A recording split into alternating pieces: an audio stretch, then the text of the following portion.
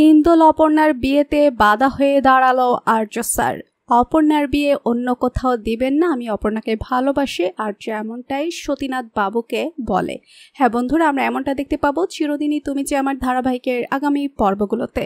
বিস্তারিত জানতে ভিডিওতে লাইক দিয়ে শেষ পর্যন্ত দেখতে থাকুন। অপর্ণাদের বাড়িতে পুজো উপলক্ষে সবাইকে নিমন্ত্রণ করা হয় আর ঠিকমতো সবাই চলে আসে। এদিকে আর্যর মা মানসীকে আসতে দেখে মীরা মনে মনে বলে, সে কি ওরাস পরিবারে এসেছে, আবার আমাকে ইনভাইট করেছে, কিন্তু কেন হঠাৎ করে অপর্ণার বাবা আমাদের সবাইকে নিমন্ত্রণ করলো। এরপর তো সবাই অপর্ণাদের ঘরে ঢুকে, আর ঘরে ঢুকতেই সবাইকে খুবই সম্মানের সঙ্গে বসিয়ে দেয়। আর তখনই মীরাকে মানসী বলে, মানসী তোমরা পরিবার এখানে তোমাদেরকে ইনভাইট করেছে? আর তখনই মানসী বলে, হ্যাঁ আমাদেরকে নিমন্ত্রণ করেছে বললেই তো আমরা এসেছি।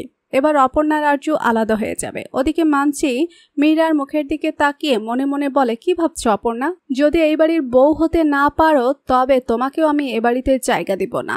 সে আশা তুমি একদম করো না। আমি তো তোমাকে কিছুতেই আর্যদার বউ হতে দেব না। এদিকে আর্যর মা আর্যকে বারবার ফোন করতে থাকে, বলে, আর্য এখনো দাঁড়িয়ে আছিস? সময় থাকতে এখনো বল। এদিকে আর্যর মা মনে মনে বলে, আর্য কিছু বলছে না, আর সতীনাথ বাবুরাও রাজি হয়ে গেছে।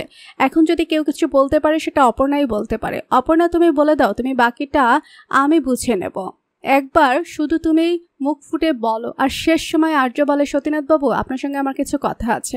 আর তখনই সতীনাথ বাবু বলে, হ্যাঁ বলুন স্যার, কি বলবেন? আর্য তখন বলে, সতীনাথ বাবুর সামনে দাঁড়িয়ে হাত জোর করে বলে, সতীনাথ বাবু অপর্ণাকে ভালোবাসি, অপর্ণাকে ছাড়া আমি বাঁচব না। আর একথা শুনতেই তো সেখানে থাকা সবাই চমকে ওঠে। রুম্পার মা ভীষণ খুশি হয়ে যায়। এদিকে অপর্ণা অঝরে কাঁদতে থাকে যে সাহস করে আর্য কথাটা বলে ফেলেছে।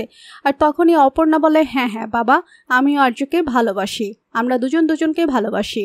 অপর্ণার বাবা বলে, আসলে এটা কিছুতেই হতে পারে না। এটা আপনি ভাবলেন কি করে? আমি আমার মেয়ের বিয়ে ঠিক করেছি। পরবর্তী আপডেট সবার আগে পেতে সাবস্ক্রাইব করুন আমাদের চ্যানেলটি। ধন্যবাদ।